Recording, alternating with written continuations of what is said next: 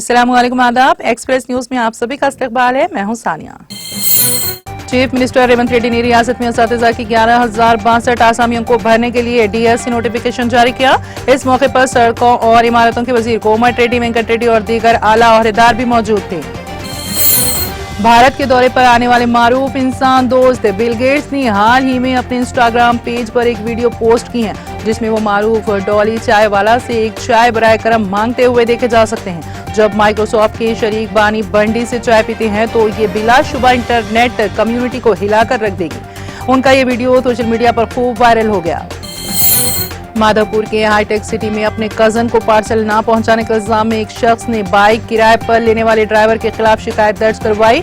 शिकायत कुनिंदा ने अपने कजन को खाना और दीगर किताबें फराहम करने के लिए किराए की मोटरसाइकिल बुक कराई थी।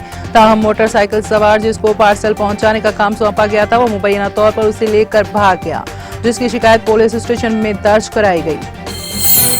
इनकम हॉस्पिटैलिटी ने डोमेस्टिक डिपार्चर लेवल ई राजीव गांधी इंटरनेशनल एयरपोर्ट हैदराबाद में अपने नए लाउंज के आगाज का ऐलान किया है। डोमेस्टिक डिपार्चर्स के मरकज में वाक़ नए लाउंज में 1794 मुरब्बा मीटर की वसी जगह है, जिसमें 442 मेहमानों की रिहाइश दस्तियाब है। 24 घंटे ऑपरेशंस, मुफ्त वाईफाई व दीगर सहूलतें भी मुहैया की गई।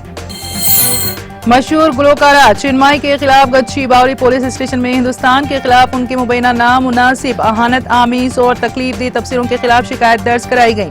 ये शिकायत यूनिवर्सिटी ऑफ हैदराबाद के तालिब इल्म कुमार सागर ने दर्ज करवाई थी, जिसने इल्जाम लगाया था कि खवातीन की आज़ादी के बारे में सीनियर अदाकारा अन्नापूर्णा के बयान के जवाब में स्टार गुलकार ने कौम के बारे में कुछ तबसरे किए हैं जो कि इंतहाई बेइज्जती हैं। गच्ची बावली पुलिस शिकायत में हक़ाइक़ की तस्दीक कर रही है।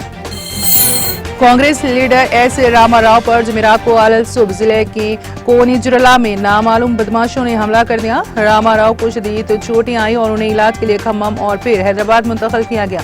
उनकी हालत तशवीशनाक बताई गई। पुलिस गांव में पहुंच गई और सूरत हाल पर नजर रखी हुई है। टीडीपी के सरबराह चंद्रबाबू नायडू और जनसेना के रहनुमा पवन कल्याण ने आइंदा इंतखाबात के लिए अपनी जद्दोजहद शुरू कर दी।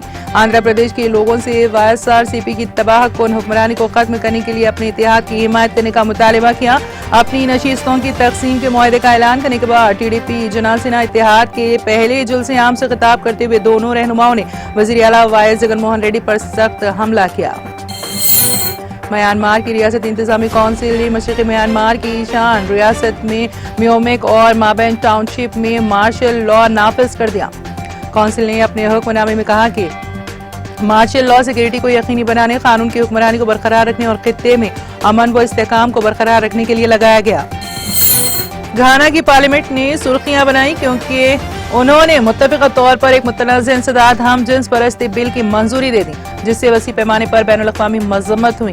कानून साजी के एक अहम स्पॉन्सर सेम जॉर्ज ने एक्स पर संगमेल का ऐलान किया। कहा कि 3 साल के तवील अरसे के बाद हमने बिल आखिर इंसानी जिनसी हुकूक और खानदानी इक़्तिदार का एक्ट पास कर लिया है। University of California Santa Barbara ने मुहक़्क़ीन का अंदाजा है कि चीन की फिज़ाई आलूदगी को कम करने की कोशिशों ने सिर्फ 5 सालों में मुल्क में खुदकुशी की 46,000 अमवात को रोका है। टीम ने आलूदगी और खुदकुशी की शरह को मुतासर करने वाले उलझने वाले अवामिल को छेड़ने के लिए मौसमी हालात का इस्तेमाल किया, जिसको वो सही मायनों में एक वजह कनेक्शन समझते हैं।